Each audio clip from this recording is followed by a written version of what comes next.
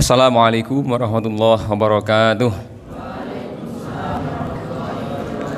Innal hamdalillah nahmaduhu wa nasta'inuhu wa nastaghfiruh wa na'udzu billahi min shururi anfusina wa min sayyiati a'malina may yahdihillahu fala mudhillalah wa may yudlil fala hadiyalah. Asyhadu an la ilaha illallah wahdahu la syarikalah wa asyhadu anna Muhammadan abduhu wa rasuluh. Allahumma sholli wa sallim ala nabiyyina Muhammad wa ala alihi wa sahbihi ajma'in. Amma ba'd. Alhamdulillah, puji syukur marilah kita panjatkan kehadirat Allah Subhanahu wa taala. Pada kesempatan malam hari ini kita dipertemukan di majelis yang mulia ini. Mudah-mudahan mendapatkan naungan rahmat barokah dari Allah Subhanahu wa taala. Saya berubah nama tadi di MC, Ustadznya Ustadz Haji Tobroni, tapi karena belum rawuh maka untuk mengisi saya menggantikan. Nasibnya badal ya, kalau nggak konfirmasi tidak hadir maka menggantikan. Mungkin panitia belum mengabari, mungkin lupa Pak Tobroni. Biasanya Pak Anang lagi ke Jakarta, mungkin 2 pekan ya, tidak dikabari. Di grup kayaknya yang grup panti juga tidak di share flyernya, sehingga Pak Tobroni belum membaca yang di grup panti ya. Kamu kan nggak punya IPM, nggak ada Pak Tobroni? Ada ya, berarti tidak membaca. Baik, terakhir saya menyampaikan kalau nggak keliru tentang benci dan cinta ya.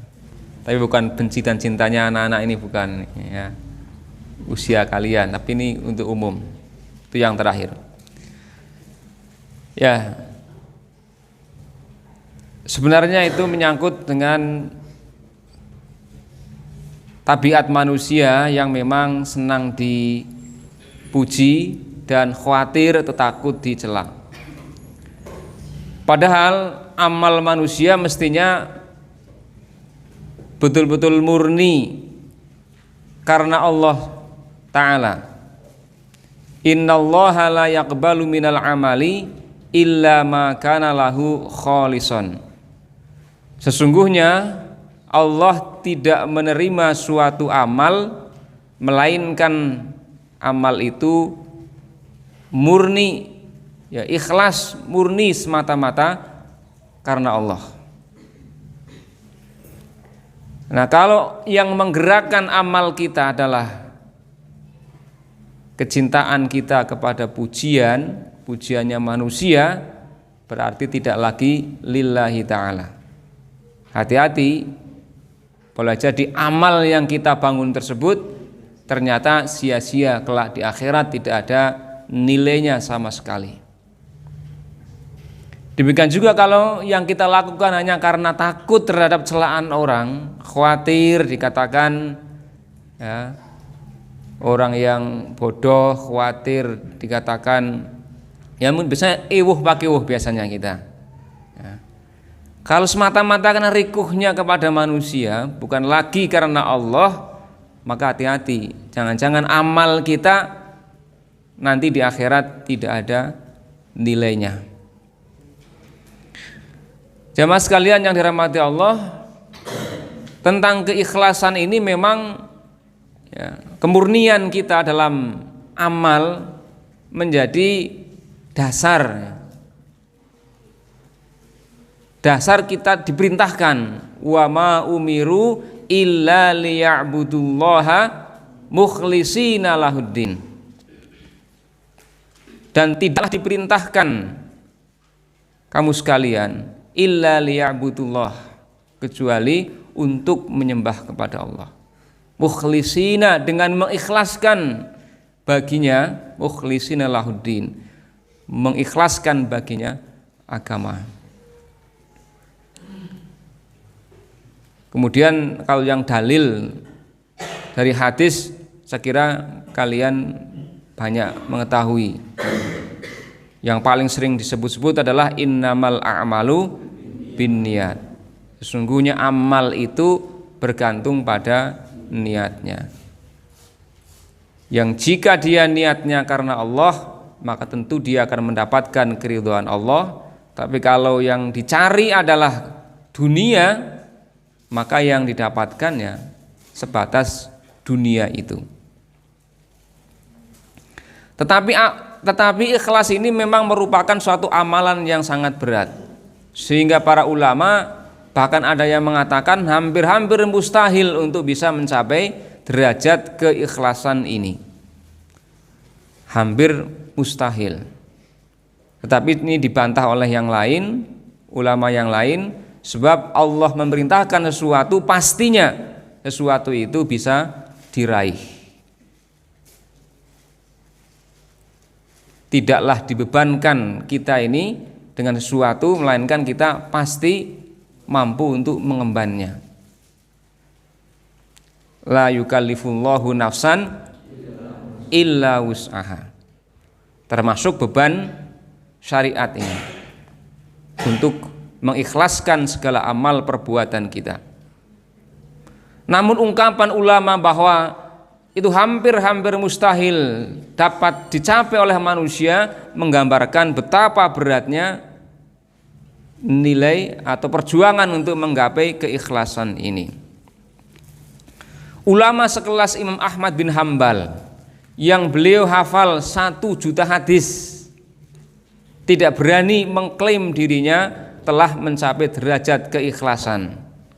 Ketika ditanya oleh sahabatnya, engkau hafal 1 juta hadis, mengajarkannya, punya jamaah yang banyak berdakwah, bahkan engkau pernah dipenjara karena mempertahankan pendapatnya bahwa Al-Quran itu adalah kalamullah, bukan makhluk. Pilih dipenjara, pilih digebuki, dan ditawari jabatan sebagai qadhi, sebagai hakim, tidak mau. Pilih dipenjara. Apakah engkau melakukan semua itu dengan penuh keikhlasan karena Allah? Maka dijawab bahwa ammal ikhlasu fahuwa aziz.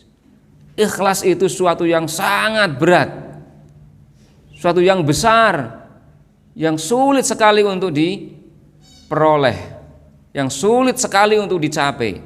Adapun saya hanyalah sebatas berusaha. Kalian hafal berapa juta hadis, berapa ribu hadis? 1-2 hadis hafalnya. Tapi seringkali kita yang baru hafal 1-2 hadis mengklaim kita ini orang yang ikhlas. Apa-apa bilangnya ikhlas. Sampai-sampai untuk sesuatu yang sifatnya maksiat saja bilang ikhlas. Orang nyogok ikhlas.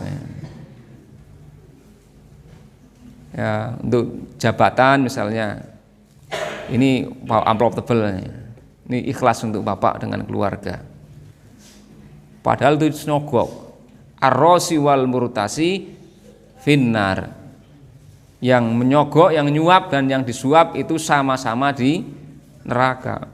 Tapi bilangnya ikhlas ya. Kan aneh.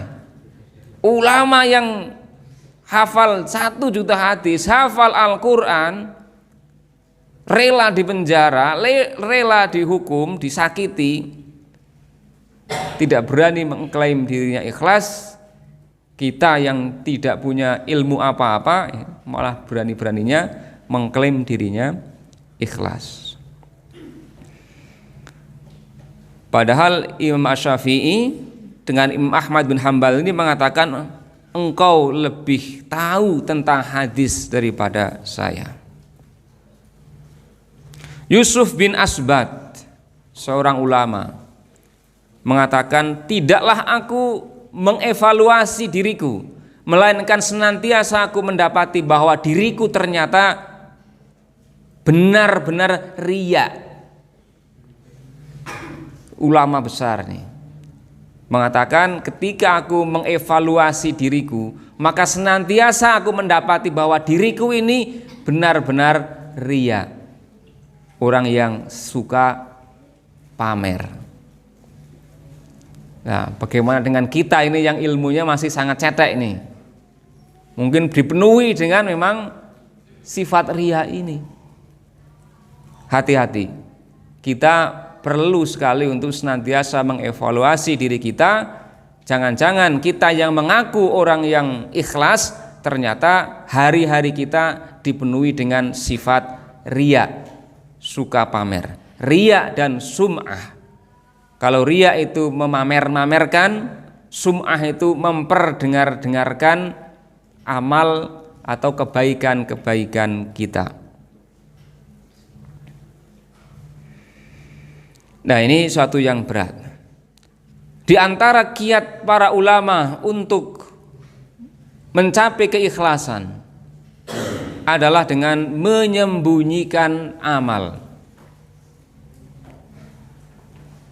Menyembunyikan amal kita. Terutama ya yang sifatnya pribadi, ya, amal-amal pribadi. Kalau yang sifatnya syiar ya nggak apa-apa. Ya. Kalian ke masjid ya, nggak usah ngumpet-ngumpet ya. Karena berjamaah ke masjid juga bagian daripada syiar. Maka yang ke masjid ini, terutama bapak-bapak dan mas-mas ini, masjidnya nggak usah sembunyi-sembunyi. Saya mau ikhlas, supaya ikhlas saya mau umpetan yang masjid ya. Atau ke alun-alun pas Idul Fitri ya. Itu bagian daripada syiar. Bahkan suruh menggunakan jalur yang berlainan, yang berbeda. Takbiran ya, itu syiar juga. Maka nggak usah diem-dieman ya, takbiran dalam hati ya. Ya. Yang syiar ya silakan untuk dijaharkan, ditampakkan. Tapi hati-hati sambil tetap memperhatikan hati kita agar jangan sampai timbul rasa pamer yang nanti ujungnya ujub, bangga terhadap dirinya sendiri. Meskipun sebenarnya menunjukkan amal itu sesuatu yang boleh, selama kita sanggup untuk menjaga keikhlasan kita. In tubdus shadaqati fa ni'immahi wa in tukhfuha wa tu'tuhal fuqara'a fahuwa khairul lakum. Jika engkau menampakkan sedekah, maka itu boleh ya. Boleh menampakkan sedekah itu. Tetapi jika engkau itu menyembunyikannya, dikatakan fahuwa khairul lakum, itu lebih baik bagimu. Sekarang umpamanya jemaah sekalian datang ke sini, setiap yang datang ke sini dapat poin nilai 1 juta misalnya. Tapi ada amal yang sama ya, sama perbuatannya, bentuknya sama tapi nilainya 1 miliar ya. Tentu kan akan milih dengan yang nilainya lebih besar. Dan ini diberi pilihan oleh Allah dengan sedekah ini. Ya, sedekah yang diketahui orang boleh saja. Tetapi ketika wa in tukhfuha, jika engkau menyembunyikannya, tidak diekspos supaya diketahui orang, maka dikatakan fahuwa khairul lakum, itu lebih baik. Ya, mungkin sedekahnya sama-sama 100.000 misalnya. Yang satu diungkapkan diketahui orang, yang satu nggak ada yang mengetahui. Nilainya lebih besar yang tidak diketahui oleh orang lain.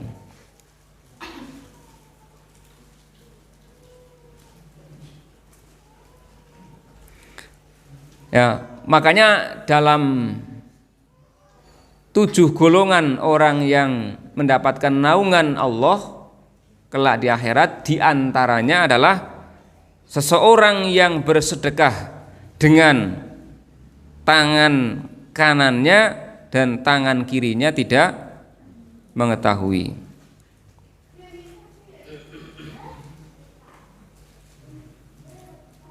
Wa rajulun tasaddaqa bi shadaqatin fa akhfaha hatta la ta'lama shimaluhu ma tunfiqu yaminuhu.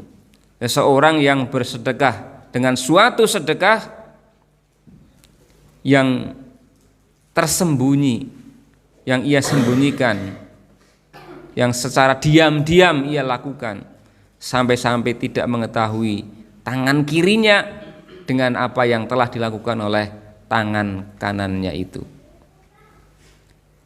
Ini sebagian ulama memberikan pemahaman bahwa termasuk orang terdekat kita saja kalau memungkinkan tidak perlu tahu. Orang yang dekat dengan kita, dengan amal kebajikan kita pun kalau memungkinkan tidak perlu tahu. Sebagaimana dalam ungkapan di hadis ini, tangan kanannya bersedekah, tangan kirinya tidak tahu. Padahal tangan kanan dan kiri itu senantiasa bersama-sama. Gak mungkin tangan kanannya ke pasar, tangan kirinya di rumah, ya. Atau tangan kanannya ke masjid, tangan kirinya tinggal di rumah, kan tidak mungkin. Selalu bersamaan. Ini juga memberikan tamsil bahwa orang terdekat kita yang senantiasa bersamai kita, bila mana memungkinkan dalam hal bersedekah ini, berbuat kebaikan, tidak mengetahui. Seperti dalam ungkapan hadis ini. Ya. Tapi dasarnya manusia memang cinta kepada pujian, seperti yang pernah kita sampaikan dalam pertemuan terdahulu. Bahkan untuk pujian yang palsu saja manusia biasanya suka. Dapusi ya, ayu banget, padahal orang ayu, tapi senang. Bagus banget kamu ya, padahal enggak, senang saja. Ya, hati-hati budaya selfie ini, yang bawa HP, yang punya HP ini. Kan sekarang kita terus selfie di status dan seterusnya ini. Buat kepentingannya apa? Tanyakan kepada diri sendiri. Hanya sekedar pamer atau memang ada maslahatnya? Kalau tidak ada maslahatnya, hati-hati. Jangan-jangan malah membawa madarat atau bahaya.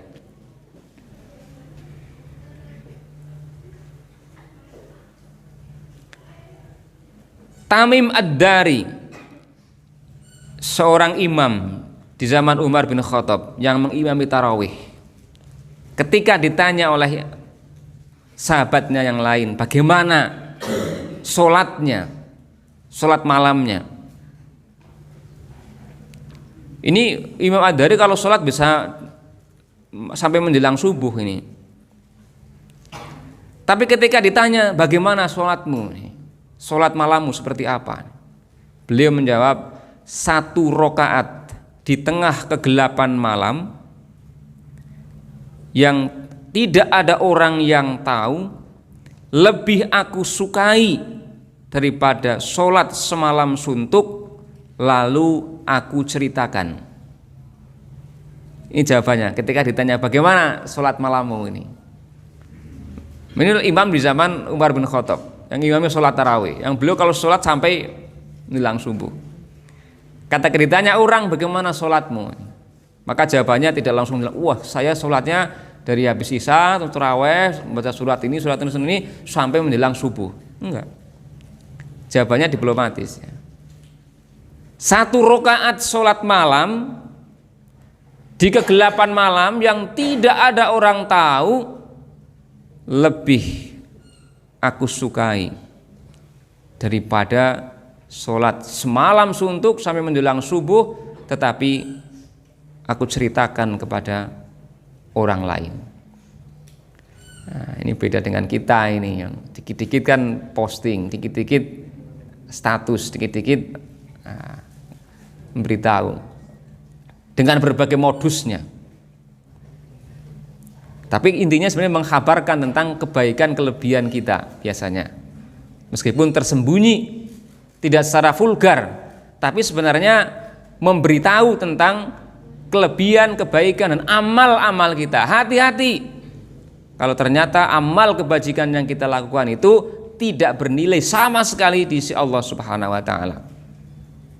Karena kita ternyata suka memamerkan dan ingin dipuji atas kebaikan dan amal kita tersebut.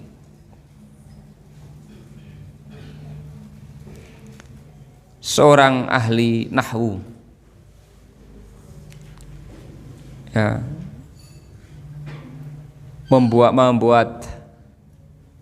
menulis kitab ya, itu tidak diberi judul dan tidak diberi nama pengarangnya, karena khawatir ya, ada di antara ahli ilmu itu yang tidak nulis judul, nggak ditulis penulisnya, karena khawatir ya, menjadi riya. Kalau nggak salah Imam Syibaweh gitu. Demikian juga Al-Mawardi, ulama yang menulis kitab yang banyak menjadi rujukan. Hobinya memang menulis, tetapi tidak pernah dipublikasikan. Tidak, kalau bahasa kita nggak pernah dicetak dan diterbitkan ya, kecuali setelah wafat ya. Setelah ahli warisnya bongkar-bongkar, catatannya banyak, ini kitabnya banyak, baru dipublikasikan. Karena khawatir viral ya, bahasa kita ini sekarang ini. Khawatir viral, kalau buku khawatir jadi bestseller ya, terus jadi perbincangan, dikagumi banyak orang, menjadikan dia sombong akhirnya. Khawatir, maka tidak pernah dipublikasikan kecuali setelah beliaunya wafat. Ini beda dengan kita ini, kita dikit-dikit belum penyangkara sedikit kita posting ya. Ini kualitas yang berbeda antara kita dengan panutan kita, ulama terdahulu, ulama salaf. Jamaah sekalian yang dirahmati Allah, ada tentang riya ini, tentang riya. Kita ingin mendalami hakikat riya. Kata Al-Ghazali, sarana riya itu ada banyak macamnya, tetapi bisa dikelompokkan menjadi 5 kategori, yaitu badan, pakaian, ucapan, perbuatan, serta pengikut dan hal-hal dari luar ya. Ini sarana untuk riya. Badan, pakaian, ucapan, perbuatan, serta pengikut. Yang pertama, riya dengan badan. Ini saya dari Al-Ghazali ya, di Ihya Ulumuddin itu. Riya dengan badan yaitu menampakkan badan yang kurus dan pucat agar terlihat seperti kurang makan, kurang tidur karena banyak beribadah. Ini jangan kaget dulu, masa pamer wong kurus kan? Kamu mungkin agak kaget tadi. Masa pamer karo kurusnya, pucatnya, ya, aneh sekali. Ini pamernya orang ahli ibadah. Nanti kalau pamernya orang awam beda lagi.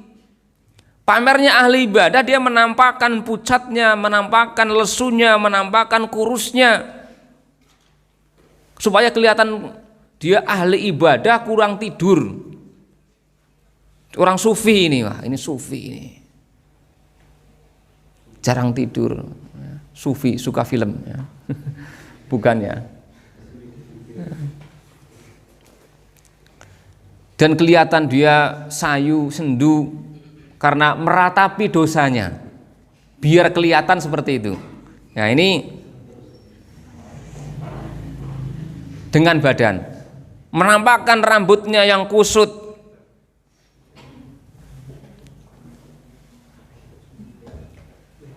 badan yang kurus tadi ya, merendahkan nada bicara, kelihatan sendu, meskipun sebenarnya sendu senang duit ya. Kalian juga sendu ini ya. Maka kalau ketemu orang ini kan ada kumpul-kumpul, dipikir amplopnya ini. Karena anak-anak sendu, senang duit. Bibir kering, bibir yang kelihatan banyak zikirnya dan seterusnya. Jadi badannya dibuat-buat agar kelihatan dia ahli ibadah. Tidak kurang mengurus badannya karena dia ahli ibadah, nggak sampai kelihatan dia mengurusi fisiknya. Oleh karena itu Nabi Isa alaihissalam mengatakan, apabila salah seorang di antara kalian berpuasa, hendaklah ia mengoleskan minyak ke rambutnya, menyisirnya dan mencelaki kedua matanya pakai celak. Nabi Isa ini pesan Nabi Isa. Maka mungkin ada orang yang suka mencelaki matanya ini pakai celak. Ini pesan Nabi Isa. Agar apa? Agar tidak kelihatan. Kamu tetap klimis, kamu seger, bugar gitu loh. Jangan ditampak-tampakkan kamu lagi puasa, kontrak kentruk gitu ya. Puasa Senin Kamis padahal orang puasa ya, edok-edok. Adapun riyaknya ahli dunia dalam hal badan ini, yang orang awam, maka dia memamerkan gemuknya badannya, kemulusan kulitnya, ketegapan badannya, kemolekan wajahnya, kebersihannya, kekarannya dan seterusnya. Wah, pakai baju metet gitu kan, sing laki-laki terus biar kelihatan okole, apa istilahnya itu, six pack ya, apa tuh? Ya, ben kelihatan dia wah hobinya fitness, kelihatan ya kekar. Nah ini riyaknya ahli dunia. Kalau ahli ibadah tadi seperti itu. Jadi penyakit riya ini menjangkiti siapa saja, orang awam maupun ahli ilmu. Kalau yang putri oh lebih parah lagi. Kalau yang fisiknya ini mungkin boleh jadi. Bagaimana supaya kagumi oleh orang, hati-hati. Kemudian yang kedua, sarana kedua dalam riya ini adalah pakaian.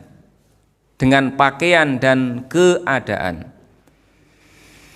Yaitu dengan membiarkan rambutnya tampak lusuh, menundukkan kepala, berjalan pelan, memakai pakaian yang berbahan kasar, menaikkan celana hingga sebatas betis, membiarkan pakaian kotor, menunjukkan diri mengikuti sunnah Nabi dan mencontoh orang-orang soleh, memakai pakaian tambalan, mengenakan pakaian berwarna hijau agar kelihatan seperti orang sufi, padahal batinnya sama sekali jauh dari hakikat tasawuf.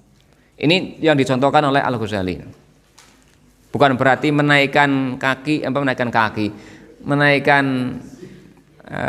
pakaian di atas mata kaki salah. Tapi kalau niatnya hanya ingin dipuji, ingin dianggap sebagai ahli ibadah, ini yang salah, ini yang keliru.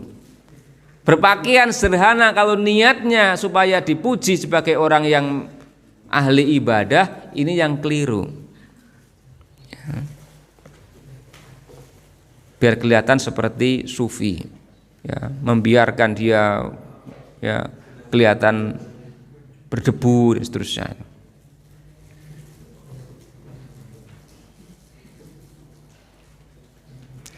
Orang yang berbuat riya dengan pakaian ada beberapa tingkatan, kata Al-Ghazali. Ada yang mencari kedudukan di mata orang-orang soleh sehingga ia mengenakan pakaian yang sobek, lusuh, pendek, berbahan kasar. Ada juga pelaku riya yang mencari kedudukan di mata orang yang soleh dan ahli dunia. Maksudnya dia berpakaian seperti tadi ya, dengan yang berbahan kasar, yang lusuh, agar dia memikat hati orang-orang soleh. Ini kalangan orang-orang soleh ini, komunitasnya orang-orang soleh, dianggap sebagai kelompok orang-orang yang soleh, diterima di kalangan mereka.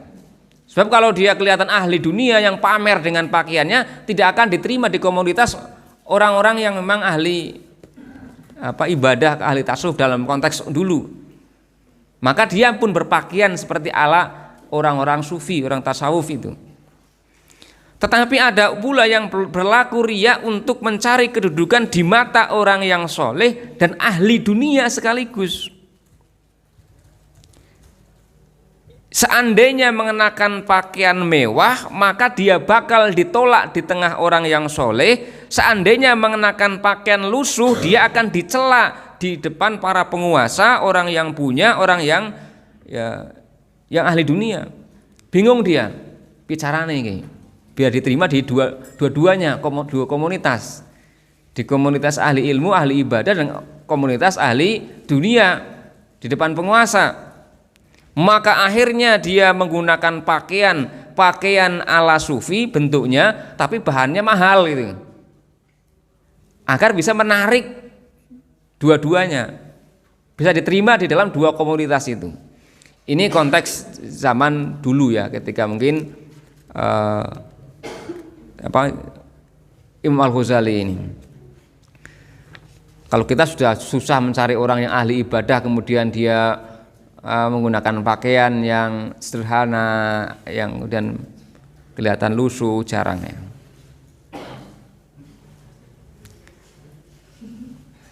Ya, itu yang ahli ibadah. Yang ahli ibadah pamernya dengan menunjukkan kumalnya, menunjukkan sederhananya pakaiannya itu. Adapun ahli dunia berbuat riya dengan pakaian, kendaraan, rumah, perabot yang mahal dan indah. Yang indah dan mahal. Ini ahli dunia dalam pamernya, dalam riyanya. Mereka sangat takut jika terlihat orang lain mengenakan pakaian biasa. Maka dia berusaha untuk menunjukkan pakaiannya, perabotnya, kendaraannya yang mewah. Khawatir dianggap orang yang tidak punya. Ini riyanya ahli dunia.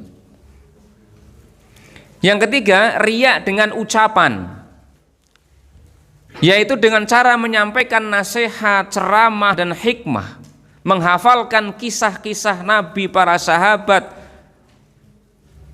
dan berbagai hikmah yang lain, kisah-kisah orang soleh, menggerakkan bibir yang kelihatan dengan supaya kelihatan senantiasa berzikir, menyampaikan amar ma'ruf nahi mungkar, tetapi tujuannya hanyalah supaya dia disebut memang orang yang alim.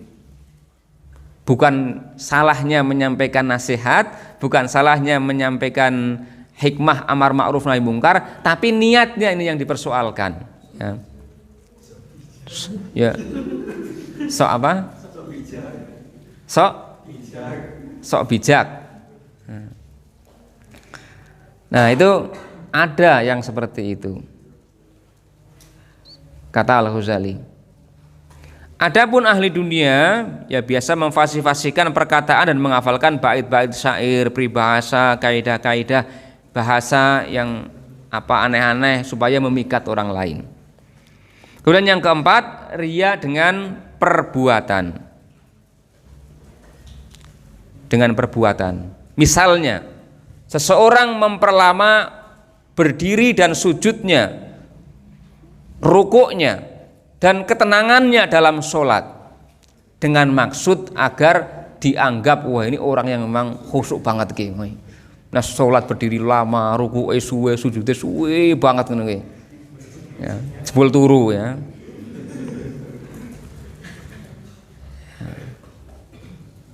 Jadi bukan masalah lamanya sujud tercela, bukan, tapi kalau niatnya agar dianggap sebagai orang yang ahli ibadah, sangat khusyuk sampai nangis-nangis. Nah, nangis ketika membaca ayat, nangisnya dibuat-buat ya.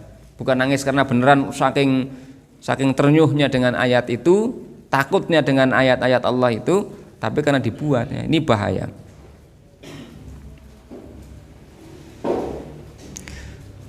Adapun ahli dunia berbuat riyanya dengan berlaku sombong, pongah, menggerak-gerakkan tangan, memperlambat langkah kaki, dengan dibuat-buat cara berjalannya, dibuat-buat agar kelihatan dia orang yang hebat. Itu ahli dunia.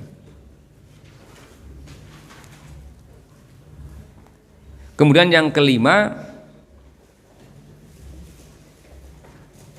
riya dengan banyaknya teman dan tamu.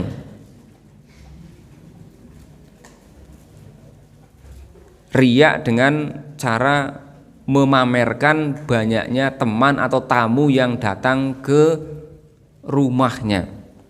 Ketika banyak tamu, banyak temannya, apalagi temannya ini pejabat-pejabat, tokoh-tokoh, nah ini dipamerkan. Ini riya dengan banyaknya teman dan tamu. Hati pula kita mengadakan acara resepsi apa kalau tujuannya bukan pamer ini, wah sing datang para pejabat-pejabat, tokoh-tokoh, hati-hati. Ini yang dimasukkan kategori kelima kata Al-Ghazali. Dia sedang riya dengan teman, dengan kawan-kawannya, dengan tamu yang datang ke rumah ataupun ke acaranya. Ya. Ini beberapa riya-riya atau pamer-pamer yang harus diwaspadai, dan yang paling mengetahui adalah diri kita sendiri yang harus nantiasa mengevaluasi, jangan-jangan di dalam hati kita ini terpapar virus riya. Ya. Ini bahasa kita kan terpapar virus. Ini,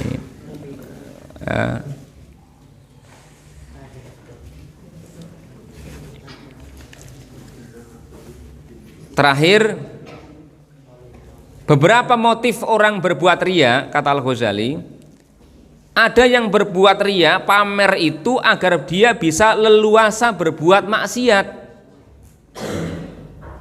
menampakkan ketakwaannya, kezuhudannya, amal-amal baiknya yang wajib maupun yang sunnah, kehati-hatiannya dalam sesuatu yang subhat, agar dia diberi amanah, kepercayaan, misalnya untuk mengelola dana wakaf, dana wasiat, mengurus anak yatim dan seterusnya, tapi niatnya ia ingin korupsi. Nah, ini kata Al-Ghazali menjelaskan begitu. Ada orang yang niatnya pamer itu agar diberi amanah untuk mengelola uang, tetapi niatnya ingin menilep uang itu sendiri. Ini yang paling parah itu.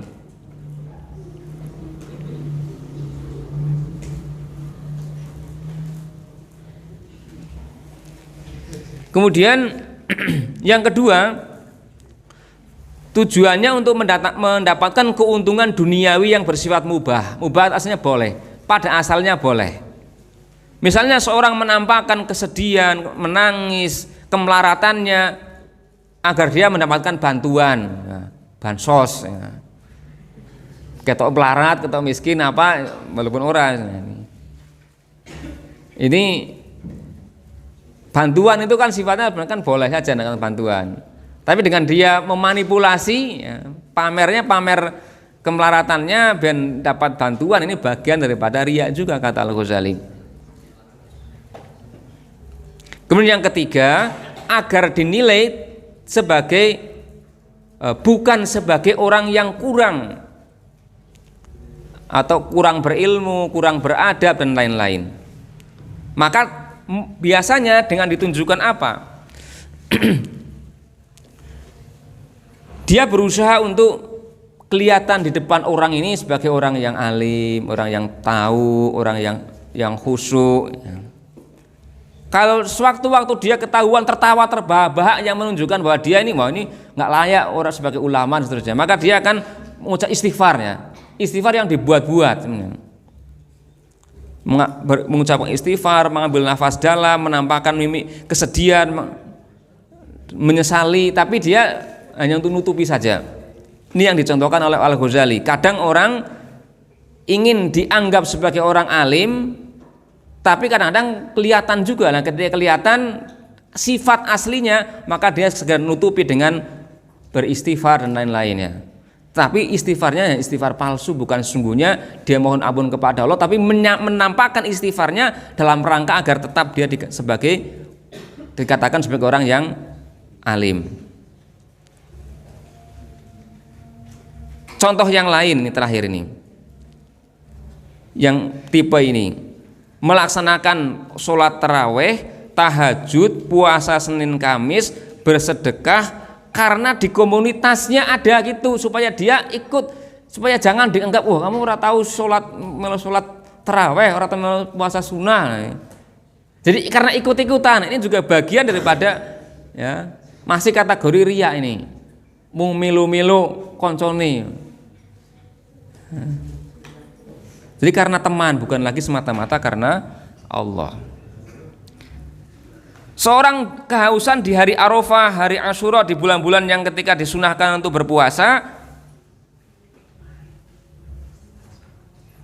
ketika dia tidak berpuasa maka dia ditawari minuman atau makanan, misalnya maaf ya lagi tidak, padahal dia tidak berpuasa, maka yang seperti ini dia berbohong 2 kali, kata Al-Ghazali. Ngapusi 2 kali. Ngapusinya dia mengelabui orang supaya kelihatan berpuasa, yang kedua mengelabui orang supaya dia seperti orang ikhlas. Ya, dia tidak mengatakan langsung saya lagi puasa, tapi lagi pray saya. Bilang lagi pray itu supaya dia itu kelihatan sedang berpuasa dan dia ikhlas dalam berpuasa, tidak ngomongkan saya lagi berpuasa. Maka dia kebohongannya 2, ya, kuadrat ini. Mungkin ada yang begitu, saya lagi pray ya. Nah, padahal dia nggak puasa. Bohong 2 kali dia. Bohong nggak puasa, mengelabui orang dengan seolah-olah seperti berpuasa. Yang kedua seolah-olah dia sebagai orang yang sangat ikhlas sehingga tidak mau secara vulgar mengatakan saya sedang berpuasa. Hati-hati, ini motif-motif tersembunyi yang kadang-kadang terselip di dalam hati. Kita nggak sadar sebenarnya kita termasuk orang yang riya, dan riya itu adalah syirik kecil, menyekutukan Allah, tapi syirik kecil. Demikian, mohon maaf atas segala kekurangannya. Sebagai badal pengganti Ustaz Haji Tobroni yang berhalangan atau mungkin belum diberitahu atau mungkin lupa juga, ya, sehingga mungkin kurang maksimal. Ya.